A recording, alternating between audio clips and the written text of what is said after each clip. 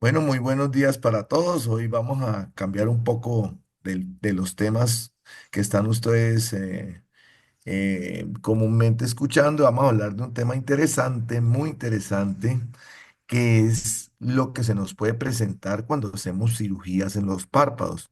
Vamos a hablar un poquito sobre la cicatriz palpebral y el manejo de complicaciones de algunos pacientes que pueden hacer queloides, a cargo de la doctora Estefanía Muñoz, residente de primer año del programa de Pontificia Universidad Javeriana Cali, Clínica de Oftalmología de Cali. Bienvenida, Estefanía.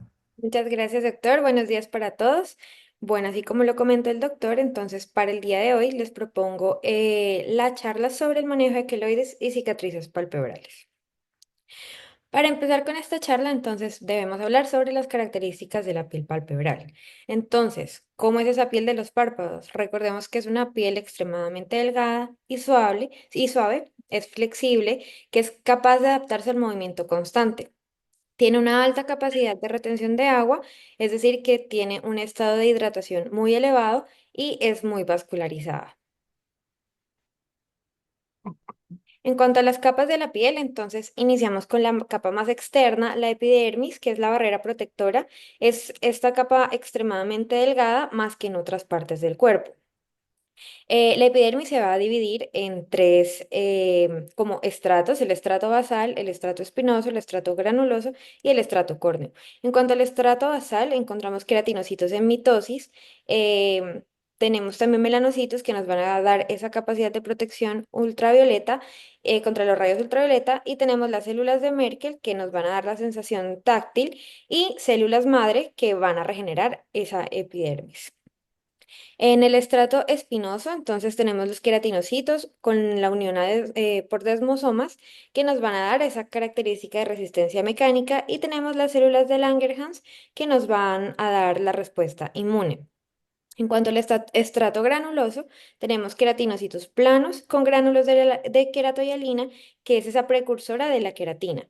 Y tenemos el estrato córneo, en el que vamos a encontrar células muertas llenas de queratina. Es un estrato delgado que nos va a dar esa característica de transparencia y de suavidad. Igualmente tenemos la dermis. La dermis es un tejido, es el tejido conectivo que nos va a brindar soporte y estructura a la epidermis. Es rica en vasos sanguíneos y en vasos linfáticos y favorece a la cicatrización rápida, pero también el que se genere inflamación excesiva en la dermis nos va a generar todas estas lesiones y cicatrices. La dermis la vamos a dividir entre la dermis papilar y la dermis reticular. En cuanto a la dermis papilar, entonces es un tejido conectivo laxo en el que va a primar el colágeno tipo 3 y la elastina. Tenemos muchos capilares, terminaciones nerviosas y fibroblastos, y es la encargada de la nutrición hacia la epidermis. También tiene función de percepción táctil y de temperatura. En cuanto a la dermis reticular, tenemos entonces un tejido conectivo denso en el que va a primar el colágeno tipo 1. Tenemos unas fibras elásticas más gruesas y menos fibroblastos. Tenemos aquí glándulas sudoríparas y sebáceas, y nos va a conferir esa capacidad de resistencia mecánica y elasticidad. Y tenemos el tejido celular subcutáneo, que es un tejido conectivo laxo, carente de tejido adiposo, es móvil y es más prominente en el párpado inferior, lo que nos puede generar edema o grasa. Entre menos tejido celular subcutáneo tengamos, mayor retracción pueden tener los pacientes. Entonces, recordemos la anatomía. Esto pues ya lo hemos tratado en las otras charlas. Entonces, recordemos que tenemos la piel en capas. Tenemos la piel y el tejido celular subcutáneo, los músculos protectores, el septum orbitario, la grasa orbitaria, los músculos retractores, el tarso y la conjuntiva. En cuanto a las fases de la cicatrización, entonces vamos a tener tres fases que no se van a dar como en un listado de uno, 2, 3, sino que estas tres fases van a ocurrir al mismo tiempo. Entonces tenemos la fase inflamatoria, la fase proliferativa y la fase de remodelación. En cuanto a la fase inflamatoria, inicia desde el minuto 0 y va hasta las 72 horas. Aquí se activa la cascada de coagulación, que busca formar un tapón de fibrina, hay liberación de citoquinas y de quimioquinas. Encontramos entonces células inmunes y proliferación de todas estas células vecinas. Se van a activar los neutrófilos que nos van a defender de las infecciones y los macrófagos que más tarde van a hacer la fagocitosis de todas las bacterias y el tejido, del tejido dañado. También se van a activar los factores de crecimiento que van a ser los encargados mediante los fibroblastos de la fase proliferativa. En cuanto a la fase proliferativa, entonces se presenta entre la semana 1 hasta la semana 7. Ya ese tapón hemostático se va a convertir en un tejido de granulación en el que va a estar compuesto por macrófagos, fibroblastos, proteoglicanos, ácido hialurónico, colágeno, elastina. Tenemos esos macrófagos que van a regular esa activación del tejido de crecimiento, del factor de crecimiento, perdón, beta, y del factor de crecimiento derivado de plaquetas. Y vamos a tener la activación de fibroblastos en la que va a haber formación de colágeno tipo 3 y creación de la matriz extracelular. También vamos a tener la formación de vasos inmaduros. Y en cuanto a la fase de remodelación, puede ir hasta un año después de la lesión.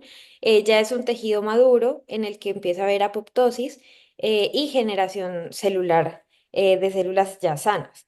Hay una reorganización del tejido de granulación. Ese colágeno tipo 3 va a remodelarse y a cambiar por un colágeno tipo 1, pero que va a estar dispuesto en haces en la dermis.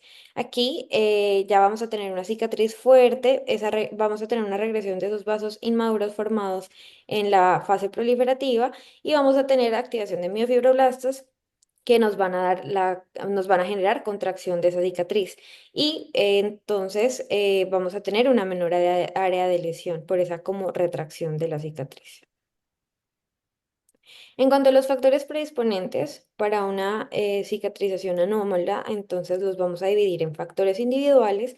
Dentro de estos factores tenemos la edad, entonces los niños y los adultos jóvenes van a tener mayor actividad fibroblástica y una respuesta inflamatoria más intensa, mientras que esto nos va a predisponer a cicatrices hipertróficas y aqueloides, mientras que las personas mayores tendrán una cicatriz más lenta en los que hay menos colágeno y elastina.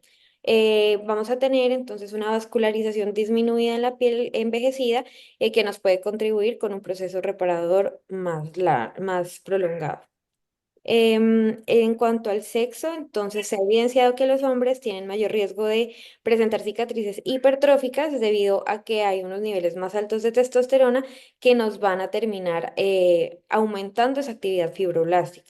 En cuanto a los fototipos, entonces los fototipos uno y 2 van a tener menos riesgo de queloides, pero van a ser más propensos a la hipopigmentación en estas áreas de cicatriz porque tienen una menor densidad de los melanocitos, mientras que los fototipos 4 a 6 tienen mayor riesgo de queloides y de hiperpigmentación por una mayor actividad basal de los melanocitos. En cuanto a las deficiencias nutricionales, también estas nos pueden alterar ese proceso de cicatrización porque vamos a tener una menor síntesis de colágeno y de elastina. Igualmente tenemos los factores genéticos, entonces debemos recordar que en cuanto a los queloides hay fuerte antecedente familiar, principalmente en la raza pues africana o en los asiáticos. Y esto es porque hay una disregulación de esos factores, de ese factor de crecimiento beta y del colágeno 1. También las comorbilidades como la diabetes, que nos van a disminuir la respuesta inflamatoria y vascular, las enfermedades también asociadas al trastorno del colágeno, como el Ehlers-Danlos, nos van a predisponer a una cicatrización anómala porque se va a alterar toda esa estructura de la matriz extracelular. En cuanto al estilo de vida, también tenemos el tabaquismo, porque nos va a comprometer la oxigenación de todo el tejido, haciendo que se disminuya esa síntesis de colágeno, que nos va a terminar afectando pues la cicatrización y nos va a predisponer a cicatrices atróficas. Igualmente tenemos el alcohol que nos va a disminuir la capacidad a nosotros de responder ante el estrés oxidativo y a reducir la inflamación. Tenemos también los factores quirúrgicos. En cuanto a los factores quirúrgicos, entonces si tenemos, en cuanto al tamaño y la profundidad de la incisión, si tenemos una incisión profunda, vamos a comprometer la dermis y los tejidos subyacentes. En cuanto a la técnica quirúrgica, que tengamos unos bordes mal alineados, un cierre deficiente de la incisión, y también dependiendo del tipo de suturas, vamos a generarle al paciente una inflamación crónica. Igualmente, el manejo posoperatorio es otro de los factores importantes, ya que si tenemos una movilidad excesiva del tejido, vamos a tener una deformidad cicatricial, eh, y pues todo esto también va a estar generado por un cuidado insuficiente que nos puede generar infecciones y otras complicaciones. En cuanto a los factores asociados a los tipos de heridas, entonces, si tenemos una herida profunda, esas cicatrices pueden ser contracturales o atróficas. Si tenemos, digamos, una herida por quemadura, vamos a tener inflamación intensa y retracción tisular.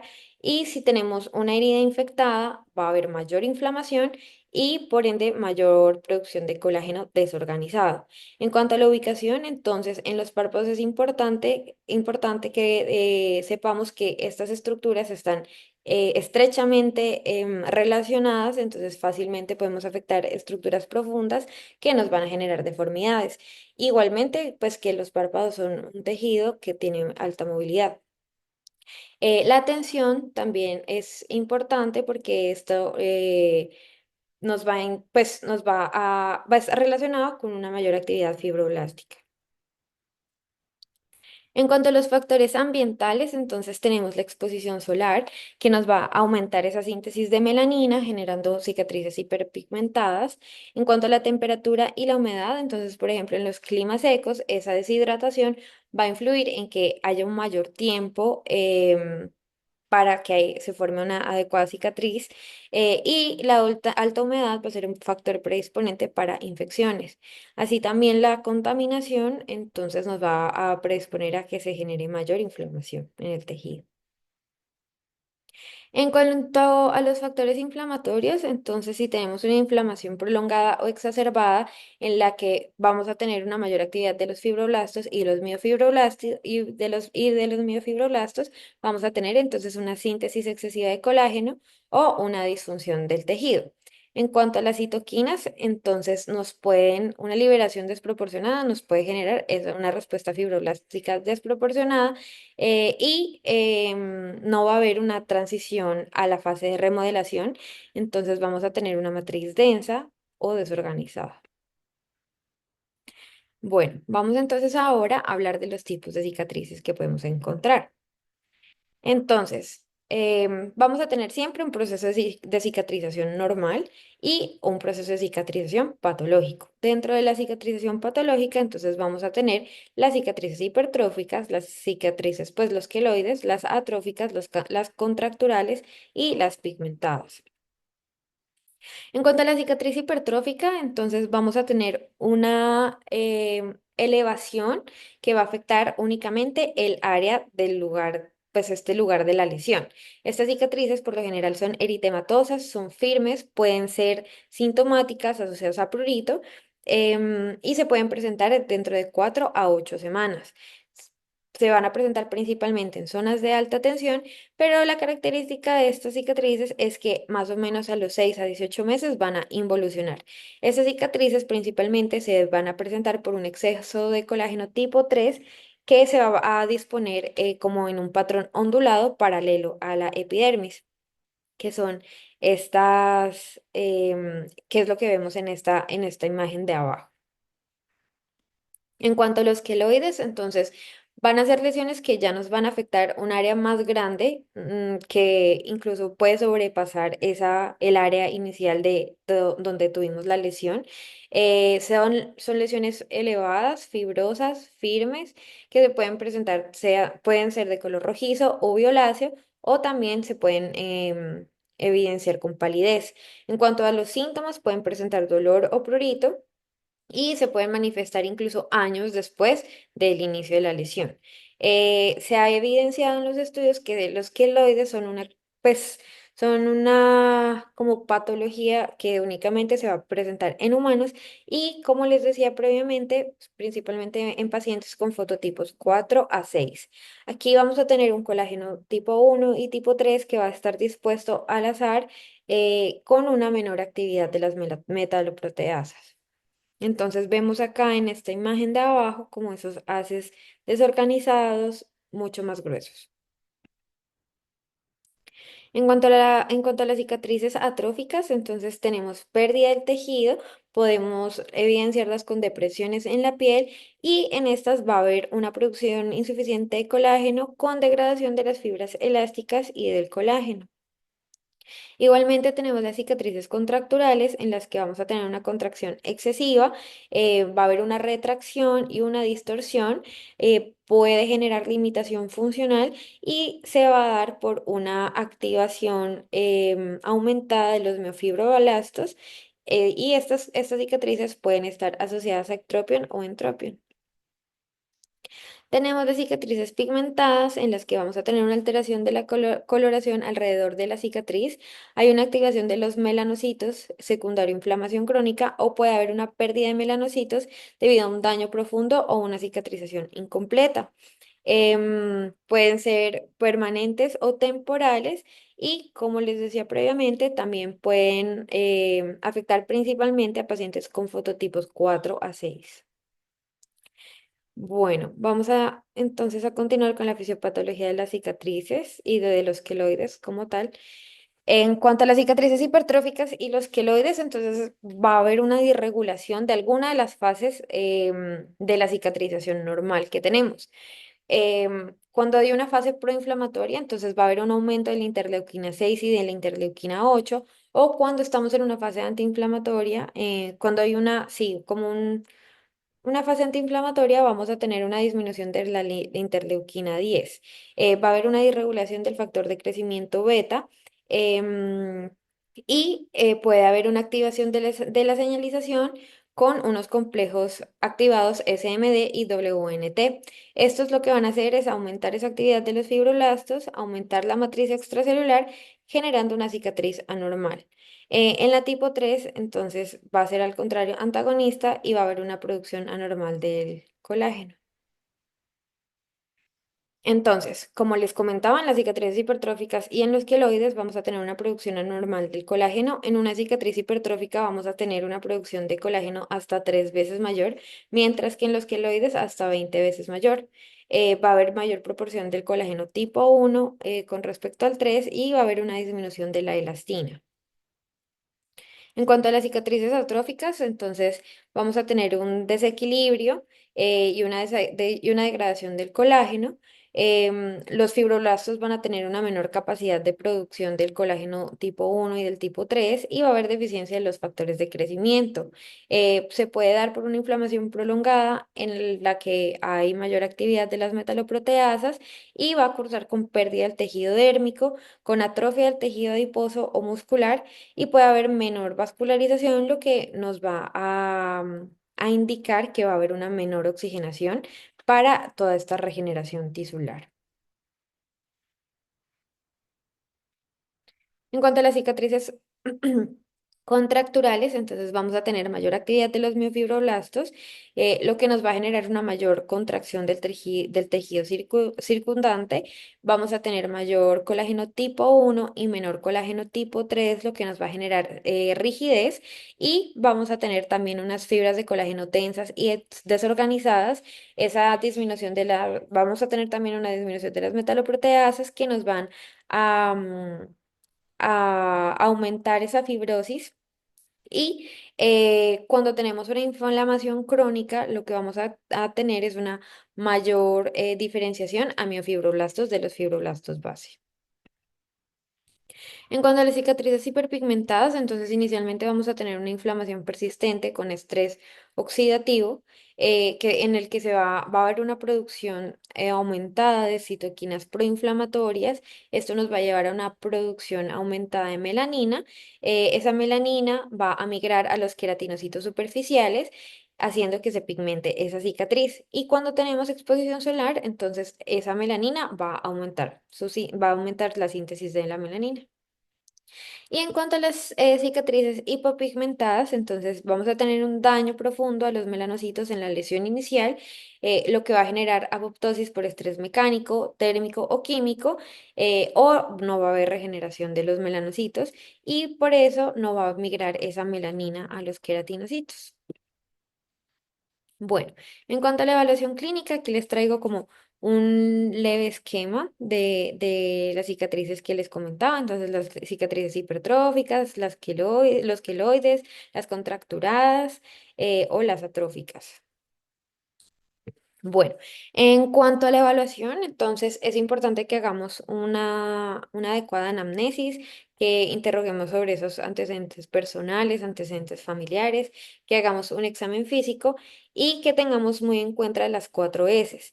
En cuanto a las 4 S, entonces vamos a tener el primer ítem es el SCAR. El SCAR nos habla de esas características de la cicatriz, si es atrófica, hipertrófica o por contracción. En cuanto a los síntomas, entonces indagar siempre por la presencia de prurito o de dolor o pérdida de la función. La tercera S es en cuanto a siblings, que está relacionado con la historia familiar. Y la cuarta S ya está asociada a si ese paciente por esa cicatriz está teniendo implicaciones sociales o estigma, ver qué tanto está afectando esta situación a la calidad de vida del paciente y su parte psicosocial. Tenemos entonces la escala POSAS. La escala POSAS va a tener dos componentes. El componente de evaluación del paciente, que hace el paciente hacia su cicatriz y la parte de la evaluación que hace el observador hacia la cicatriz. Entonces vamos a tener algunos ítems importantes que es dónde está localizada la cicatriz, el área, la causa de la cicatriz, cuándo se adquirió esa cicatriz, qué tan satisfecho o incómodo se encuentra el paciente con esa cicatriz, o qué tan diferente es el color de la cicatriz con respecto a la piel, y otras preguntas importantes que van a permitir que al final hagamos como agrupemos este puntaje para saber más o menos cuando hagamos un tratamiento, qué tanto ha mejorado esta parte. Bueno, esta es la parte ya de la evaluación del observador también. Y es muy importante también correlacionar esta parte tanto del observador como del paciente. Bueno, ahora vamos a continuar con la parte del tratamiento.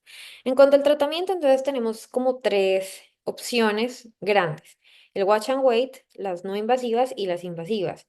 En cuanto al watch and wait, entonces vamos a dejar esas cicatrices en observación en esos pacientes que tienen unas cicatrices jóvenes, en el que todo este tratamiento invasivo nos va a generar más efectos adversos que otra cosa.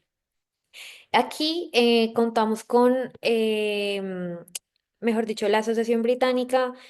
Existe la Asociación Británica de Camuflaje de la Piel y es que se han centrado en formar o, sí, o tener pigmentos para esas cicatrices que sean lo más como funcionales, por así decirlo, y que se relacionen más con la piel normal. Tenemos entonces las técnicas pues del tratamiento no invasivo en el que podemos aplicar presión, manejo tópico, estimulación eléctrica, láser, terapia fotodinámica o también tenemos la inyección por esteroides, la bleomicina, el verapamilo, la escisión, la administración de toxina botulínica, los rellenos, las microagujas, el peeling y la inducción percutánea de colágeno. En cuanto al manejo tópico, entonces hablamos de los parches de silicona que son estos que les presento en esta imagen. Los parches de silicona nos van a ayudar cuando tenemos como esa resequedad de la piel, porque lo que va a hacer es ocluir e hidratar esa piel. También tenemos manejo tópico a base natural que nos va a, a dar un tratamiento antiinflamatorio y va a prevenir esa sobreproducción de colágeno.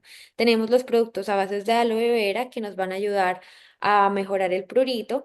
Tenemos el té verde que es un antioxidante Y se han hecho unos estudios que tenemos un té verde que se llama galato de epigalocatequina, que ha evidenciado que su uso previo a cirugía nos va a disminuir esas cicatrices. También tenemos el extracto de cebolla que es antioxidante. Acá les traigo como un algoritmo para ver qué tratamiento tópico debemos usar. Entonces, cuando hablamos de resequedad, cuando hablamos de prurito o de dolor, cuando hablamos de enrojecimiento o de inflamación, entonces tenemos, por ejemplo, cuando tenemos resequedad, lo que les comentaba, podemos usar la silicona o el aloe vera que nos ayuda con el prurito o el dolor. Bueno. También contamos entonces en el manejo tópico con el imiquimod al 5%. Es un tratamiento inmunomodulador. Nos va a aumentar el factor de necrosis tumoral, el interferón alfa y la interleuquina 1, 6, 8 a 12. Es un agonista de los receptores Toll-like y se puede usar posterior a la escisión de las lesiones entre 6 a 8 semanas. Ahora, pues ampliando un poquito ya el manejo de queloides y de las cicatrices hipertróficas y de las cicatrices hipertróficas, este tratamiento pues es muy parecido entre los dos tipos de cicatrices. Entonces, inicialmente tenemos la triamcinolona intralesional a dosis de 10 a 40 miligramos por mililitro a una frecuencia bisemanal. Lo que va a inducir es regresión de esa cicatriz, una supresión de la inflamación y vasoconstricción, lo que nos va a aportar menor oxígeno a ese tejido.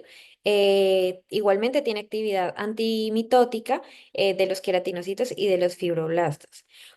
Mm, lo podemos asociar a radiofrecuencia, a manejo quirúrgico y como drug delivery con microagujas una vez por mes. Es muy importante que tengamos en cuenta que estos tratamientos no se usan, por lo general no se usan como monoterapia, sino que siempre van a trabajar en conjunto. Entonces siempre tenemos que tener en cuenta como todo este menú de tratamientos para apoyarnos y mejorar esa cicatriz.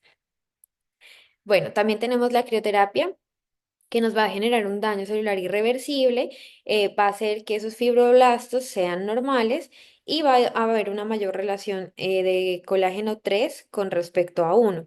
Esa matriz descelularizada lo que va a hacer es como un andamio, como un soporte para prevenir las recurrencias y tiene buena tasa de aplanamiento de esas cicatrices. Uno de los efectos adversos de la crioterapia es la hipopigmentación.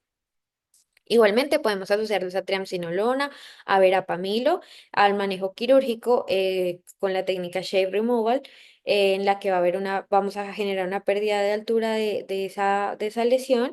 Lo podemos asociar igualmente triamcinolona con el manejo quirúrgico para disminuir ese grosor o con plasma rico en plaquetas que ha evidenciado que puede generar hasta un 70% de mejoría de la lesión. Podemos también hacer crioterapia intralesional en casos de pues esto va a tener pues menor respuesta en general comparado con el manejo quirúrgico más la triamcinolona intralesional. Y lo nuevo que se está intentando, pues, con lo que se está intentando trabajar es con la crioterapia con argón, reemplazando pues el nitrógeno que nos va a disminuir el volumen de las cicatrices en un 73%. Bueno, en cuanto a las inyecciones intralesionales, también tenemos entonces el verapamilo. Es un bloqueador de canales de calcio que se va a suprimir la formación de la matriz extracelular a dosis de 2,5 miligramos por mililitro. Sin embargo, se ha visto que es inferior a la terapia con triamcinolona intralesional. También tenemos la bleomicina, que es un antineoplásico, va a generar necrosis de fibroblastos a dosis de 1,5 unidades mensuales. Tenemos entonces el 5-fluorouracilo que va a generar una interrupción de la replicación del ADN. Con esto se va a inhibir esa proliferación de los fibroblastos. Se puede usar en combinación con la triamcinolona a dosis de 50 miligramos por mililitro aplicados en 1 centímetro cuadrado más, más 40 miligramos de triamcinolona por 5 milímetros cuadrados. Esto se ha visto que ha generado una mayor respuesta. En cuanto a los efectos adversos, entonces puede haber una hiperpigmentación, puede haber telangiectasias o puede haber ulceración. También tenemos, bueno, esta combinación que les hablaba es importante porque nos va a permitir una penetración más profunda y uniforme en este tejido. Igualmente tenemos la toxina botulínica. Recordemos que la toxina botulínica es una neurotoxina que nos va a disminuir esa tensión muscular y a regular los fibroblastos. La podemos usar. Se ha visto una buena respuesta con dosis de 2,5 unidades por centímetro cúbico y tenemos una mayor respuesta en combinación con la triamcinolona.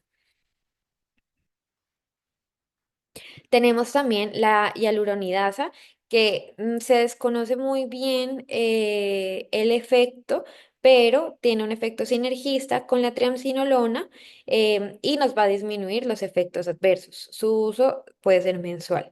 Igualmente tenemos el plasma rico en plaquetas, que es autólogo, nos va a generar mayor curación, menor dolor, menor inflamación. Y se puede asociar con la triamcinolona cada 3 semanas 4 ciclos. En cuanto al manejo láser, entonces recordemos, tenemos el manejo ablativo y el manejo no ablativo. En cuanto al manejo ablativo, tenemos láser CO2, el láser Erbium YAG, el no ablativo, el N de YAG, el láser diodo y la luz pulsada. Entonces, el mecanismo en el que el láser trata los queloides, pues no es tan claro. Puede incluir daño local a todos estos vasos sanguíneos lesionados o supresión directa de los fibroblastos. Se hizo una revisión en la que se compara que hay una eficiencia igual entre el láser CO2 versus la crioterapia asociada al uso de la triamcinolona intralesional. Sin embargo, con el láser CO2, pues sí se encontraron mayores efectos adversos. Igualmente se hizo un estudio en el que se mostró que hay superioridad del Erbium YAG asociado a la betametasona frente a la triamcinolona solita. Y también hay estudios que asocian el uso de la betametasona mejor dicho, con el medicamento Disprospan, que es betametasona en dos presentaciones, asociada a triamcinolona intralesional con YAG, con N de YAG, con una buena respuesta. Tenemos entonces también la radioterapia. La radioterapia nos va a generar una menor proliferación de los fibroblastos, generando una supresión de la síntesis de colágeno, hace que haya una regulación negativa del factor de crecimiento beta y también está asociado con liberación de histamina. La radioterapia por lo general se usa posterior a la escisión, sin embargo, es menos efectiva que esos procedimientos en los que usamos la triamcinolona intralesional, el 5-fluorouracilo.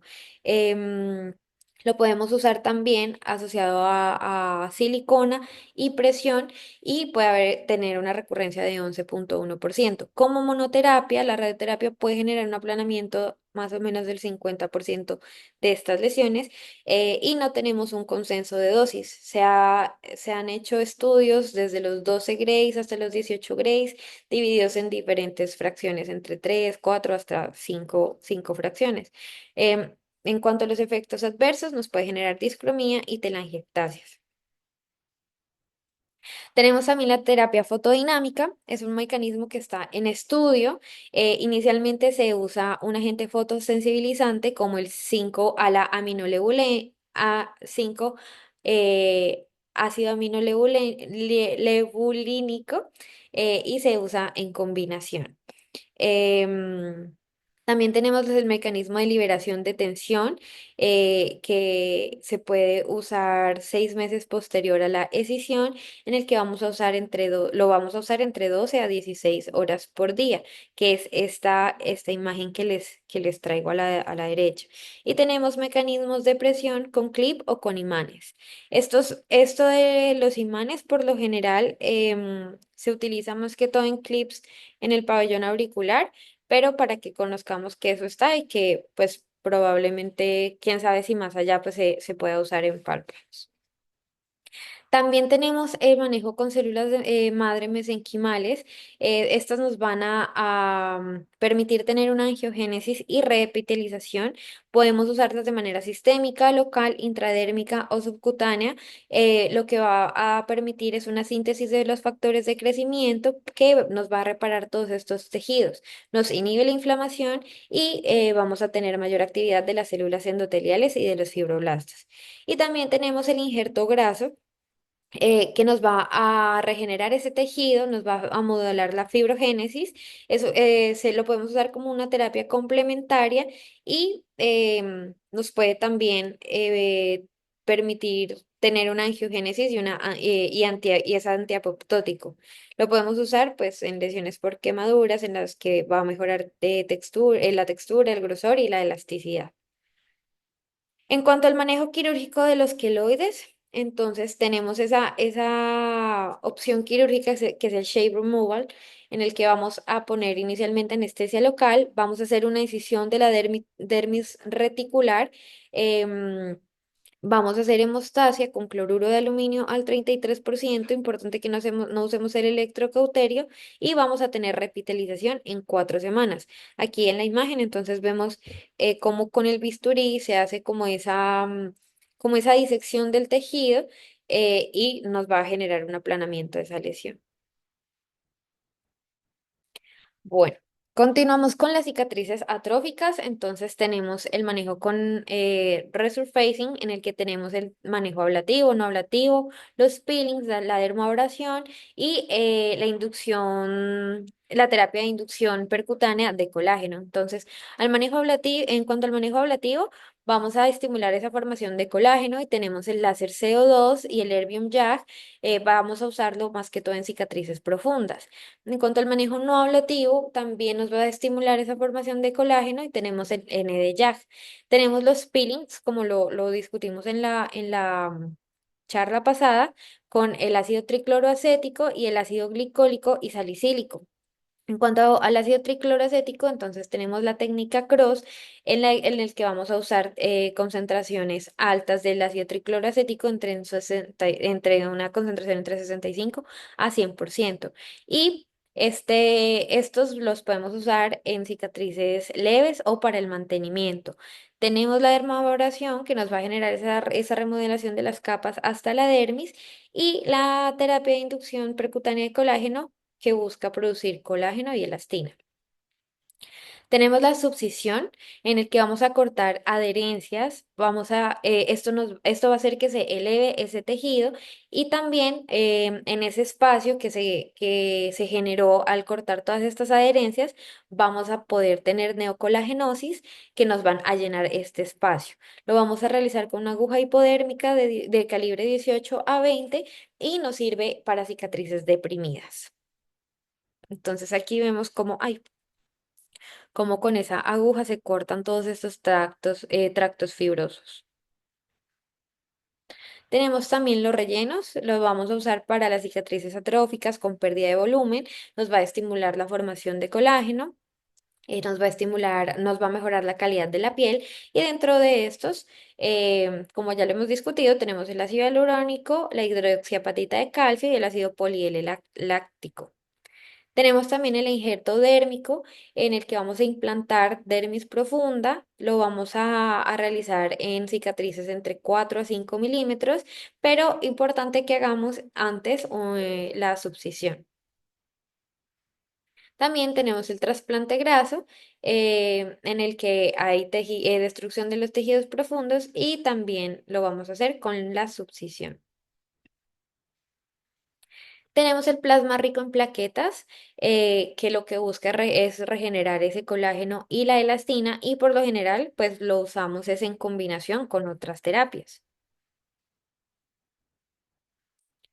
Bueno, tenemos también la radiofrecuencia. Lo que vamos a generar con la radiofrecuencia son lesiones dérmicas microtérmicas, pero vamos a tener unas zonas intermedias intactas entre estas lesiones microtérmicas. Esto nos va a estimular la neocolagenosis y la neoelastogenosis lo que nos va a reducir esa profundidad de la cicatriz, nos va a regenerar la matriz dérmica, va a mejorar la rugosidad de la piel y esta radiofrecuencia la vamos a combinar con láser CO2. Es un tratamiento adecuado para fototipos 3 y 4. Tenemos también la elevación y escisión con punch. Este manejo más que todos lo usan es en manejo del acné, pero igual quería traérselos porque hace parte del manejo de las cicatrices atróficas. Entonces lo que vamos a hacer es una perforación de esa cicatriz a nivel del tejido subcutáneo. Vamos a elevar con una sutura a un nivel más alto esta lesión o con un material, con una sutura o con un material adhesivo. Lo vamos a usar en cicatrices anchas, mayores de 3 milímetros, y como les comentaba, vamos a hacer el cierre de esta lesión con suturas. Bueno, en cuanto también al manejo quirúrgico de la cicatriz atrófica post-blefaroplastia superior, entonces tenemos este procedimiento en el que vamos a hacer una incisión entre 5 y 7 milímetros por encima del margen palpebral. Lo que vamos a buscar es eliminar toda esa piel redundante, disecar todo este espesor, preservando siempre el tejido muscular. Vamos a hacer una disección de un colágeno, de un colgajo inferior encima del margen palpebral, que nos va a permitir un ingreso al espacio aponeurótico, liberar esa grasa residual y todas esas adherencias. Em, Vamos a tener un colgajo inferior compuesto de músculo orbicular y del septo, y este colgajo va a ser, pues, va a tener va a ser pediculado, mejor dicho. Posteriormente lo vamos a reposicionar plegándolo hacia abajo, y lo vamos a suturar. Vamos a fijarlo también este colgajo inferior, lo vamos a fijar al tarso. Entonces, como vemos en esta imagen, tenemos esta incisión acá. La segunda incisión, esta es la incisión previa que se hizo y se va a hacer todo ese retiro de esta zona en el que hay una depresión cicatricial, y posteriormente pues lo vamos a suturar. Bueno, continuando con el manejo de las cicatrices hipopigmentadas, entonces se ha manejado hace bastante tiempo el láser excimer, que va a emitir radiación ultravioleta tipo B de 308 nanómetros. Se aplica 2 veces por semana y es importante porque va a requerir tratamiento continuo. Se ha visto que una vez se descontinúe este tratamiento, vuelve y hay hipopigmentación. En cuanto al fototipo 1 a 2, se pueden hacer ciclos de entre 1 a 2 meses, mientras que en el fototipo 3 a 4, ciclos de 2 a 4 meses. Va a haber una repigmentación del 61% y uno de los efectos adversos importantes es el eritema, que es transitorio. También tenemos el manejo con microagujas y rayos ultravioleta tipo A, que nos va a mejorar ese tejido, va a haber remodelación del tejido, y nos va a generar unos canales de movilidad de los melanocitos. Tenemos el láser ablativo y no ablativo, con los que vamos a generar zonas térmicas. Tenemos el láser CO2 y el Erbium YAG, y los vamos a usar también como drug delivery. Aquí vamos a utilizar los análogos de las prostaglandinas, como el bimatopros y el latanoprost, los retinoides y los inhibidores tópicos de la calcineurina. Esto nos va a generar una melanogénesis que va a estar inducida por transferencia de los melanocitos, de los melanosomas desde los melanocitos a los queratinocitos. Acá entonces les traigo este estudio de repigmentación de las cicatrices hipopigmentadas con Erbium láser y tratamiento tópico con Bimatoprost. Entonces vamos a utilizar el Erbium láser. Se utilizaron aproximadamente 4,5 sesiones cada 4 a 8 semanas. Lo que se generaron fue esas microzonas térmicas, que permitió una repoblación de melanocitos, mejoramiento de la textura y de la uniformidad del color. Se aplicó la terapia tópica con Bimatoprost y los retinoides. que estimularon los melanocitos y mejoraron la apariencia de esa cicatriz. En cuanto a los resultados de nuestro estudio, se encontró una mejoría significativa del 75% y se vio esta respuesta sostenida en el tiempo porque se hizo seguimiento hasta 20 meses después. Ya para continuar y para finalizar, en cuanto al manejo de las cicatrices hiperpigmentadas, entonces tenemos el tratamiento tópico va a ser el tratamiento de primera línea. Dentro del tratamiento tópico tenemos la hidroquinona del 2 al 4% que nos va a inhibir la tirosinasa, inhibiendo esa melanogénesis. Lo podemos usar también en el tratamiento tópico, podemos usar el ácido retinoico y el ácido acelaico que nos va a generar renovación celular y menor pigmentación. Y también tenemos la niacinamida. En cuanto al láser, tenemos el ND-YAG, lo vamos a usar en esas lesiones con pigmentación profunda y localizada, y lo que vamos a hacer es una fototermolisis selectiva. Y tenemos pues el láser ablativo y no ablativo que nos va a generar, en general, nos va a generar remodelación cutánea y dispersión del pigmento. Tenemos los peelings con el ácido glicólico también nos va a eliminar esos melanocitos hiperpigmentados, o también tenemos el ácido salicílico. Tenemos el injerto graso. En el injerto graso se ha visto que tenemos células precursoras endoteliales, tenemos pericitos, preadipocitos, células endoteliales, macrófagos, linfocitos y otras células. Y todos estos componentes entonces nos van a promover la neovascularización y la inmunomodulación, lo que nos va a generar nuevos vasos sanguíneos, y remodelación del tejido fibrótico y de los depósitos de colágeno. Entonces, esto tiene un papel potencial de mejorar la calidad de las cicatrices.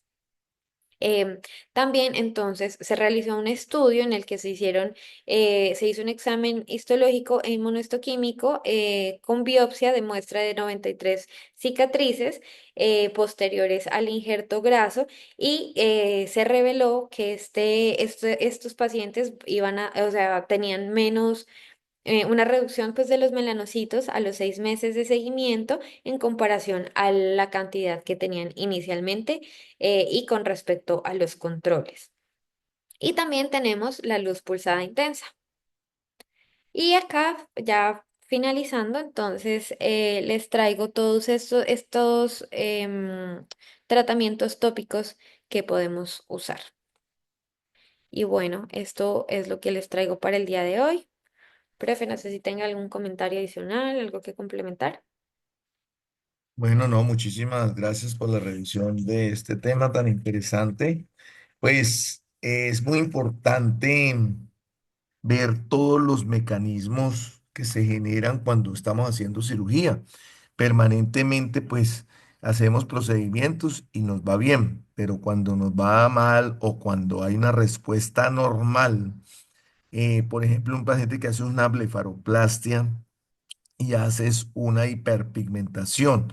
Entonces, tener muy en cuenta que hay que hacerle seguimiento a estos pacientes, hacerles tratamiento, protección solar con el bloqueador, gafas oscuras, gorra en el paciente permanente, y eso no, pues, y oclusión con parches oclusivos en las zonas donde uno pueda colocar el microporo para tapar toda esa exposición al sol, porque ya vieron ustedes el mecanismo inflamatorio que se genera, y a veces tenemos la hiperpigmentación, la hipopigmentación, esas depresiones que se presentan en el afrontamiento, o viene ya esas reacciones de de mucha cicatrización. Entonces la cicatriz se ve hipertrófica, y a veces llegamos a los queloides. Queloides en los párpados es una incidencia no muy alta, baja, pero uno ya cuando empieza a manejar oculoplástica, pues maneja queloides en otras zonas, y es de lo más difícil de manejar, responder a este tipo de, de pacientes que tienen estas reacciones inflamatorias difícil. Eh, ¿Algún comentario de pronto que quiera hacer alguno que haya tenido experiencia con algún queloide o alguna hiperpigmentación? no solamente en el párpado, sino que haya tenido algún quemado, lo difícil que es manejar un paciente quemado, que hacen todas las complicaciones. ¿Alguno quiere darle un comentario?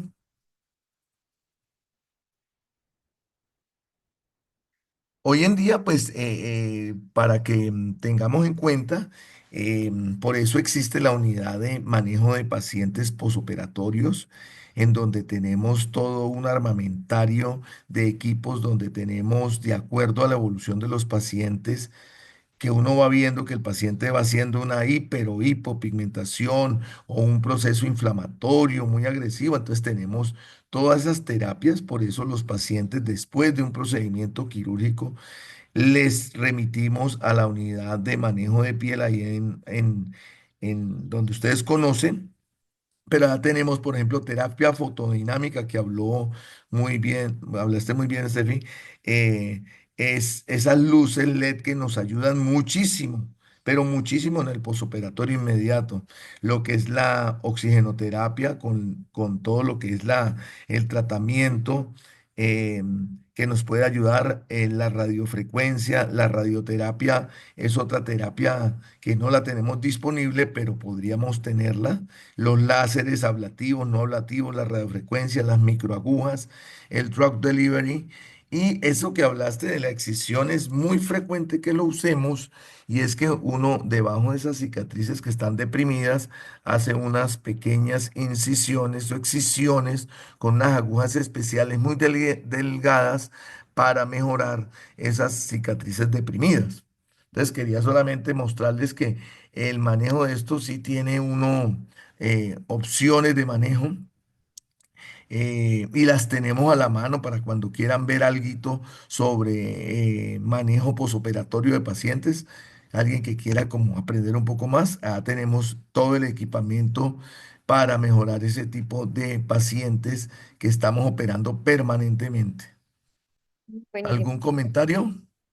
Doctor, yo quería puntualizar en que hay muchos factores que tienen que ver como con el paciente, ¿cierto? De acuerdo a su fototipo, de acuerdo a los antecedentes.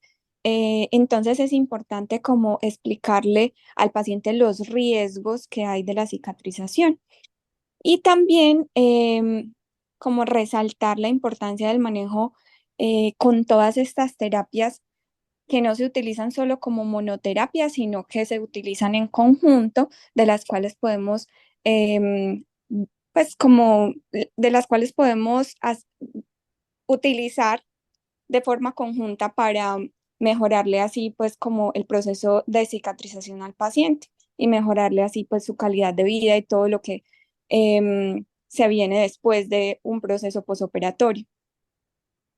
Gracias, Yeliana. Sí, interesantísimo lo que está diciendo Yeliana. Y es que uno a veces no hace contextualización de lo que nos está contando. O sea, si el fototipo de piel es un fototipo de piel 5 o 6 y uno va a hacer esa cirugía, uno sabe que tiene un riesgo altísimo de que estos pacientes hagan una cicatriz hipertrófica, ni siquiera queloide, ni hipopigmentada, pero tiene el riesgo. Preguntar por el antecedente de cómo es la cicatrización, preguntar en qué trabajan, si son pacientes expuestos al sol permanentemente, uno lo opera y es paciente a los 20 días está expuesto al sol, entonces el proceso de remodelación cicatricial apenas está empezando, entonces son un montón de factores que hacen de que uno pueda prevenir si uno hace una buena anamnesis de estos pacientes. ¿Algún otro comentario?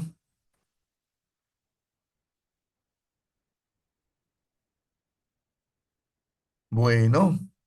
Bueno, pues felicitaciones, muy buen Profe, tema. muchas gracias. Aprendimos mucho todos y pues a uno le da satisfacción escucharte hablar porque estamos trabajando en esto hace mucho tiempo en la unidad de estética que tenemos, donde tenemos todo ese manejo y ese armamentario que nos ayuda mucho. A veces tenemos las microagujas de radiofrecuencia, donde hacemos drug delivery cuando tenemos las cicatrices hipertróficas. Empleamos mucho el plasma rico en plaquetas, La cámara hiperbárica ayuda muchísimo. Los pacientes cuando en ese proceso posoperatorio tienen un proceso muy inflamatorio del rostro, donde uno ve la cicatriz de pronto como muy alterada, arrancamos desde muy temprana las terapias con oxígeno, altas concentraciones, la terapia fotodinámica con luz LED. Tenemos los láseres ya en casos más avanzados.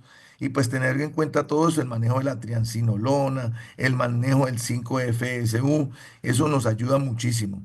Y hay que tener un poquito de conocimiento de esto para que cuando estemos enfrente de esto, pues no es remitir al paciente. Es que uno a veces dice, no, remitamos al paciente. Y resulta que cuando el paciente no es doliente del médico que lo recibe, pues le dice, eches eso y no lo vuelve a ver. Cuando uno es el dueño del paciente, uno tiene que hacerle seguimiento al paciente, ver qué hace, cómo lo maneja, conocer un poquito más de esto y tener algún sitio donde uno pueda remitir los pacientes para manejo de esta cosa como, y pues que uno lo maneja, pues, o sea, remitir a un paciente o dirigirlo a un sitio donde uno sepa que uno está haciendo o tiene todo este armamentario para manejo de estos pacientes. Sí, Bueno, muchas gracias. gracias a todos. Feliz semana para todos. Muchas gracias, profe. Muchísimas gracias. Gracias, Chao. gracias. Feliz día. Lo mismo para todos. Gracias, profe.